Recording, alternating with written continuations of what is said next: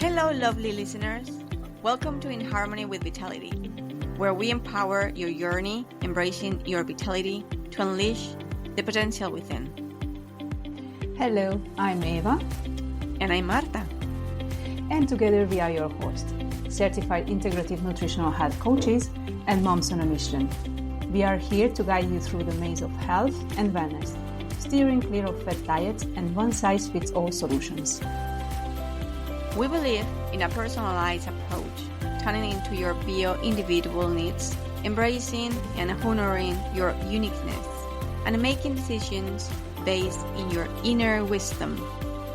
This podcast is not just about facts and figures. We are here to bring you light, interesting and entertaining conversations, all backed up by science. Expect a blend of knowledge and laughter as we explore the world of well-being. And speaking of exploration, we're not just your host. We're fellow explorers on this journey. Throughout the episodes, we'll be sharing our own experiences in health, wellness, parenting, and life. Our hope is to inspire and motivate you to make positive changes in your life. Whether you're a seasoned wellness enthusiast or just starting your journey, we got something for everyone. So get ready for a dose of vitality, wisdom, and a touch of humor on In Harmony with Vitality. Join us as we navigate the exciting adventure towards a healthier, happier, and more vibrant you. Because life is a symphony, and together let's find our harmony. Empower your journey, embrace your vitality, and unleash the potential within.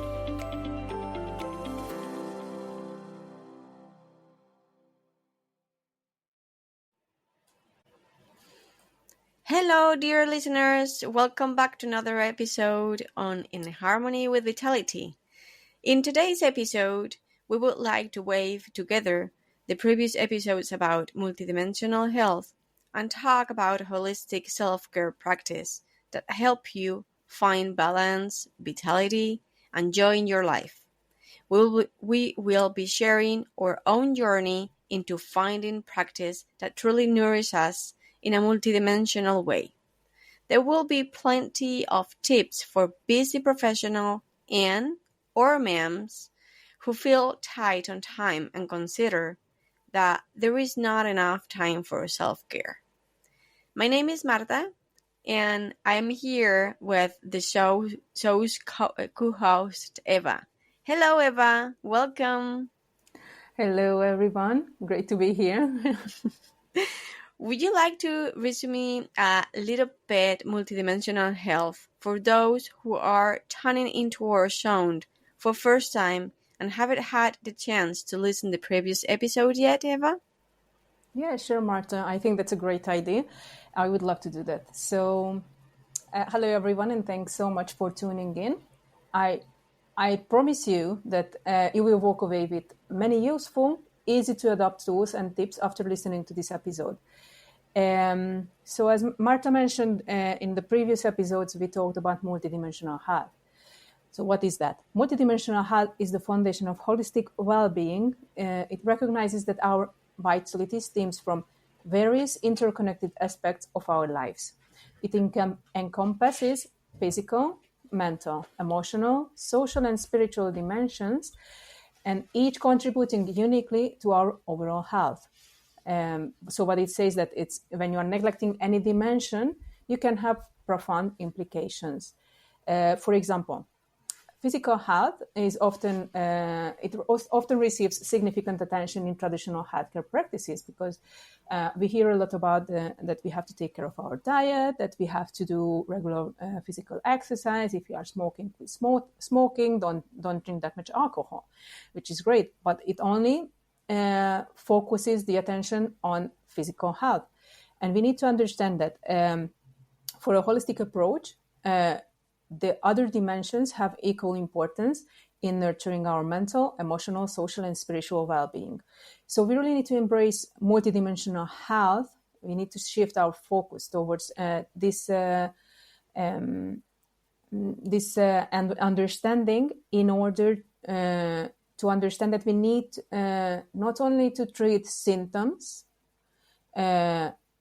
in order to nurture the whole person, but we need to um, adopt more holistic approaches in order to promote vitality and balance in our lives.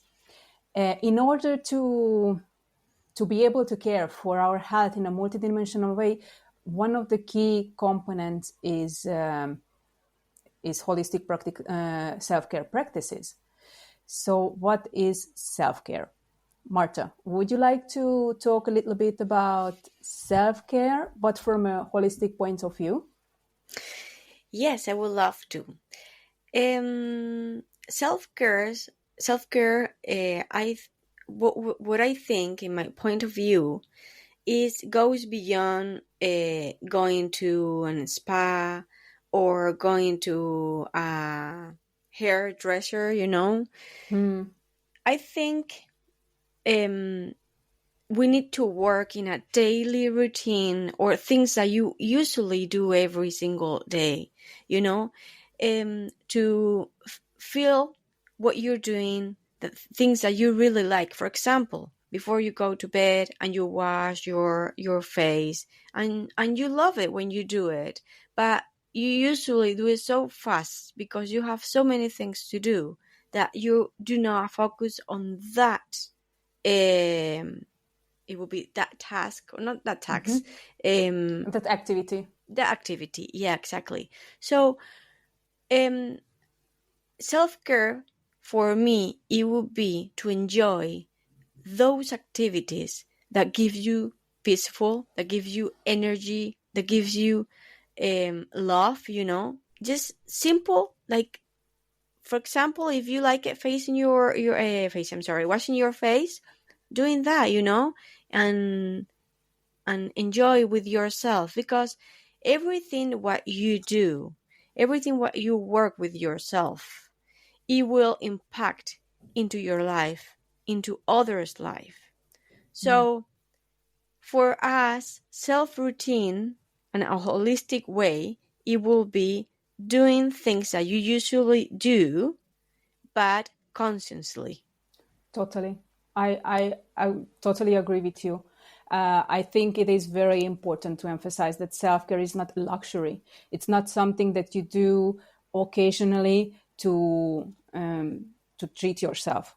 It's something that should be a fundamental aspect of your daily life, and it requires ongoing attention and commitment to cultivating these kind of habits and routines that prioritize your general well-being.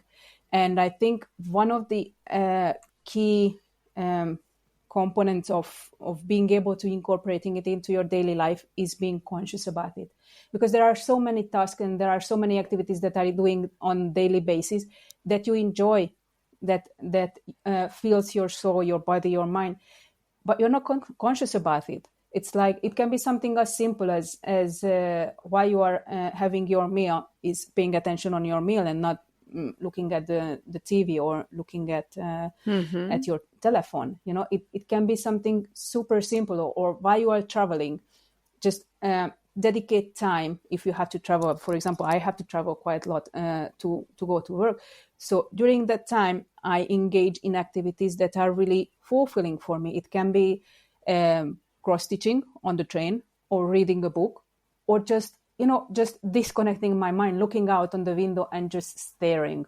It's just Mm-hmm. enjoying time being on my own. Yeah, it's to learn how to enjoy your activities. That gives you a lot, that nourish you. You don't. Exactly. Is we always put attention to things that we do not do. Oh, I don't have time to go to an spa or to receive a massage. You know that is good Massage, also. That yes. if you Yeah, love exactly. it, go ahead and do it. But try to nourish with all the activities that you do every single day and you really love it. Yeah, just be That's mindful about what you are doing. Be mindful about your activities, because mhm. self care really doesn't have to be something bubbly or something that requires a lot of time. It requires simply shifting your point of view and getting conscious about your activities and how it nourishes you and how it fills your cup, because you can't what I hear a lot of times that I don't have time for it, and that was one of my main excuses as well, like, no, I'm too busy, I don't have time for it. And the thing is that if you don't make time for yourself, you won't be able to care for any other activities. It can be your work, it can be your family, it can be any other activity. If you don't care, if you don't make the time to care for yourself, you won't be able to care for the others. And I think that's where the key is, that you need to make the time. And it doesn't have to be literally making time, it's just getting conscious about it. Yeah, that's right. And one of the things that is very common also is that, like you mentioned, Eva, is I don't have time to doing this. Sometimes it is there are excuses to do not do it because you feel guilty doing it, because you Guilt, yes. feel that you do not deserve it, that you feel that you need to do something different, washing or whatever task that Your you work or whatever, proposed, yes. yeah, instead of taking care of yourself, so Very good point, Marta. Yes, a lot of times we are just, I'm just too busy, I don't have time for that. yeah, And you have and to make probably time that's for an that. excuse, because Oh yeah. you don't want to feel that you're feeling guilty doing that.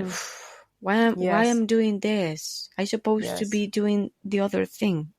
Yeah, that happened to me actually when I became a mom for the second time, because it was a very interesting. I'm going to share this personal story because I think it can be helpful. So self-care for me before becoming a mom was something natural. It was just part of my life.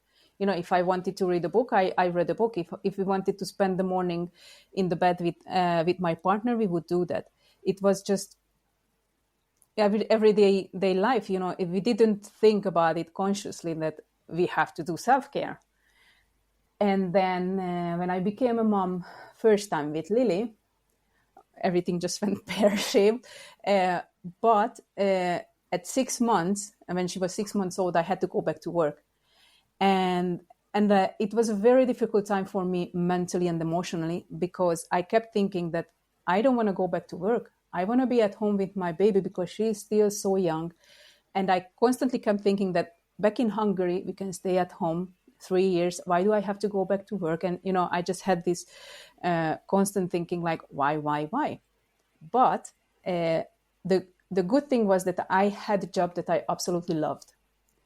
And So that was, good. yes, that was absolutely nourishing me. Going to work, I was a full-time yoga teacher at that time. So I was taking care of myself again in a natural way. Life just brought me this situation where, yes, I mentally and emotionally, I wasn't feeling that well, but I was taking care of my multidimensional health in so many different ways, because I had the job that I really loved. I was with people, because being a yoga teacher is, having social connections. While I was traveling to work, I had time to read, to just be on my own. I had this opportunity to spend time on my own. So and I was doing my daily yoga practice. Obviously, in the studio, I always had the opportunity to practice. So I was taking care of my multidimensional health naturally. And then when I got pregnant with Aina, pandemic hit. We had to stay at home. I was just about six weeks pregnant when the studio closed. And a few weeks later, we were told that the studios closed forever. So I lost my job. I lost my financial security. We were at home with a 2.5-year-old kid, closed in the house. And so my multidimensional health just wasn't taken care of. But what I thought that it was because of pregnancy that I felt so crap. I really didn't feel well. I was each time I was feeling more and more like isolated. Mm-hmm. I didn't feel secure. I just kind of lost interest in everything. But I accounted everything for the hormones. And when we started, Aina was born, and then she was about 6 months old when I started the IIN training. And in the very first episodes, or in the very first lessons, we were introduced the concept of multidimensional health. And all of a sudden I was like, oh, so I'm feeling like this not because of the hormones. It's because all the dimensions are just totally out of balance. Yeah, it's a very good point. And I think it happens oftentimes to us that, we have our multidimensional health taken care of while we are young, and we don't have that many responsibilities. But once life starts to happen and you get a stressful job, or life throws at you curveballs that you just can't really handle, then you just stop caring for yourself, and that's when you start to feel so unwell. And that's when you start to think about, oh, maybe I need to do something about it. Yeah. You know what is, like you said before, is before you got a baby, or before you got those things that absorbs you all the time, you do everything what you want, but you're not conscious what you're doing. You're not paying attention to what you're doing. That's So true. when But I'm still you doing it. start, exactly, when you become a mom, or when you have this activity that absorbs you a lot of time, and and you see that you don't have time to do what you did, you get very stressed. So this is so important, to start being conscious, enjoying what you really love in your day, and you don't need to do, like Eva says, luxury things, just routine, and enjoy them. Totally. Yes, it's getting conscious about what you are doing, and um, start looking for those activities and those things that are bringing joy to your life. For me, one of the first self-care practices that I implemented when we were introduced this concept at the training was gratitude. And you do not need to get any extra equipment. You do not need to dedicate more than 5 minutes to this practice. And you can do it anytime. Just write down 3 things that you are grateful for on that day. It's something that we talked about in previous episodes as well, so you can listen to it there. But just to resume, it's, just be mindfully look for new things every single day that you are grateful for. And it doesn't have to be something big. When I started that practice, it was, I'm grateful for the sunshine, that I can, spend 10 minutes outside on the terrace while my baby is sleeping and sunbathe, or being able to have a coffee that is hot and not ice cold. Yeah, you don't need big things. And something that we would like to mention is that this takes time. If you're doing just the first day, probably you're not feeling complete, and you're not feeling so well. You need to do it every single day. Constantly, Yeah, yes. constantly. Yeah, every single day, doing practice. One day you will feel in love, with yourself again. You will be connected, and you will feel conscious with all the activities that you do. Yes, exactly. It's the progress over perfection that we mentioned in previous episodes as well. Just don't expect that for doing one activity is going to change your entire life. You have to keep showing up for yourself. You have to keep dedicating this time and this attention to yourself, and it will give you the results. And again, for me, for example, one of the practices that also changed my life quite a lot, it was setting boundaries in my life and being able to say no. Like I had this problem. I had this problem before, being able to say no. But before having kids, it was easier to navigate. But when life got really busy, and I had the kids to take care of, my job to take care of, and I still had problems saying no, it really started to show that I have to work on this area. And it is super empowering. in the beginning, I felt super uncomfortable about saying no to someone. But when the practice that I started to do is that when I didn't feel in my entire body that, yes, it's a yes, I want to do that activity, I want to meet Hi. that person, or I want to do, I want to have whatever, if it wasn't a full yes in my body, then it was a no. And in the beginning, I didn't feel bad about it, but after time, it was like, yes, I Yeah. need to practice it more. Yeah, sometimes we feel guilty. Saying no is, so we need to work on it also. Saying no and also asking for help. That was another big thing for me. Yeah, asking for, Learning yes, to yes, it ask for happened help. to me also. That one is when I when I had my first kid. Um, I had to start working after after a month, and I felt like I had to do everything myself. Everything I have to take care of, and I felt that asking for help, it was not good. It was I should be able to still doing everything, right? exactly exactly Mm-hmm. that what happened I to have been me. there. Is like I'm not feeling like how I would say, like, mm, yeah, like you said, Eva, Competent. is, Like yeah, if I'm asking competent. for help, I I'm was not. not feeling enough. That would be the Mm-hmm. word. I was not feeling enough. I had to do everything myself, and that's a really Mm-hmm. good point, Eva. That learning to ask for help doesn't mean that you're less. Yes, you are respecting yourself by asking for help. You're respecting that, yes, I have limits as well. Yes, this is this much I can do with the time and whatever I have available for me. It's not. It doesn't mean that you are less by asking for help. I think it's exactly the opposite. That The you opposite, are yeah. exactly you are super empowered when you recognize that that's it. I need Yeah, someone you to help. accept it. Yeah, you accept Yes, it. Okay, I exactly. cannot do I cannot do more today. I cannot do more, and it is not bad if I ask for my partner or my mother or my dad or a friend for some help because I cannot reach to that, and it is Exactly. okay. Yeah, but I think the problem comes mostly from society as well, and from media in general. Like when you are seeing series or movies where one person can do everything and can handle all the problems, and it makes you feel like I should be able to do that as well.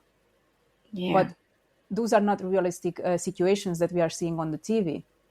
And we have to be super conscious about it, that just because on that series that mother looks in tip-top shape and can go to work and can take care of the kid and still feeling totally happy and have time for this and that, it's not realistic.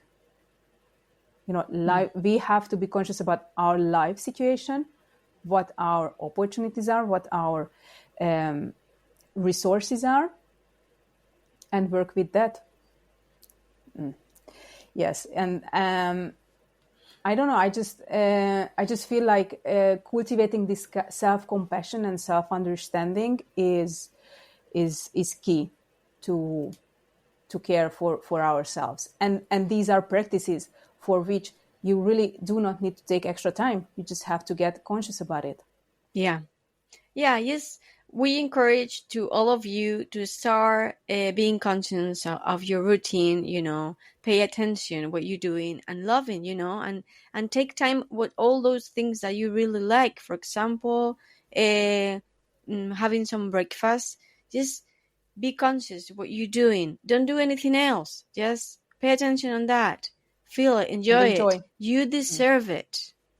Totally. You, Yeah, it's like your daily task. You can just mm, turn it into a self care practice. yeah, There are. I'm quite sure that everyone has on their daily list things that they have to do or must do. For example, in our case, we have a dog, and the dog has to go out for a walk every single day. And I can choose to have this walk just around the corner while he does his things, Or I can choose to dedicate to this a little bit more time and then go to the park. I enjoy the time that is in the park. I'm conscious about that walk, that I'm now taking care of myself. I'm taking care of my physical health because I'm doing some physical exercise by walking. I'm caring for my mental, my emotional, my spiritual well-being by spending time in nature and appreciating where I am and what I'm doing. Mm-hmm. Yes, exactly.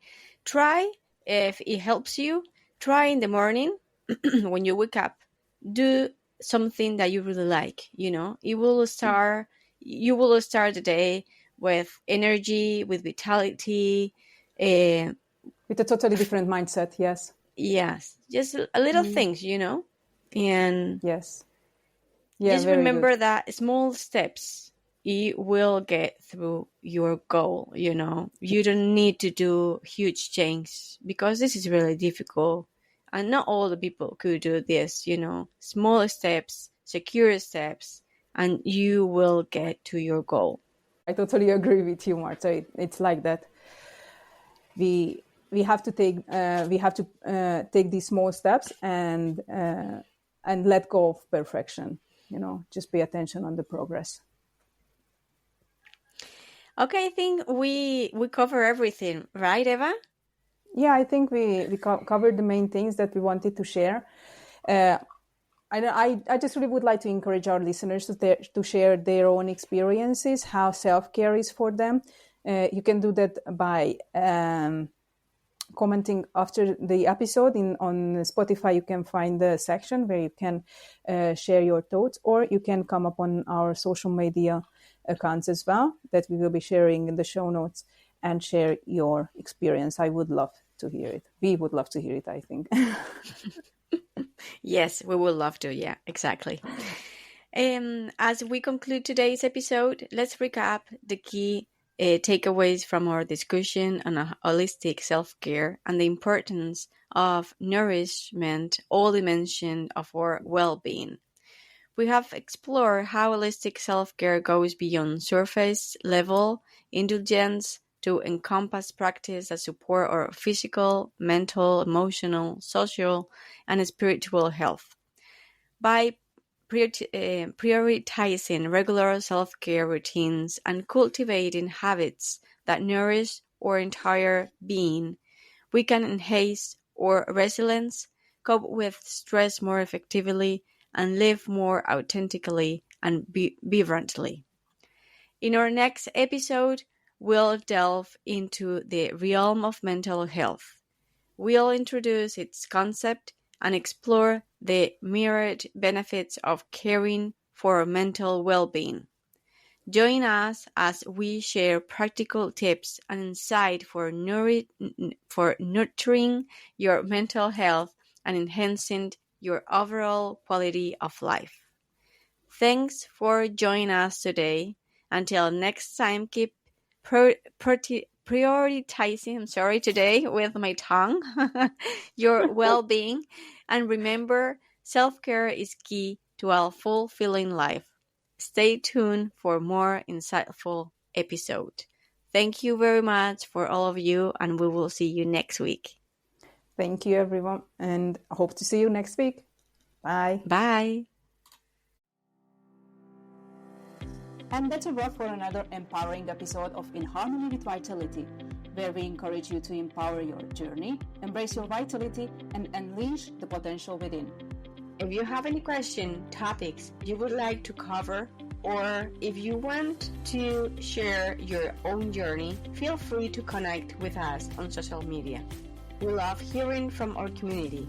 You can find all links in the show notes. Remember, this podcast is all about embracing your uniqueness and making choices that align with your inner wisdom.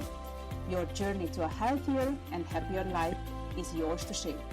Don't forget to hit that subscribe button so you never miss an episode. And if you love what you heard, leave us a review. Your feedback means the world to us, and it helps others discover the podcast. As we sign off, always remember, life is an incredible journey and you hold the power to make it extraordinary. Tune in next time as we continue our quest for harmony and vitality. Until then, take good care of yourself, honor your uniqueness, and stay in harmony with vitality.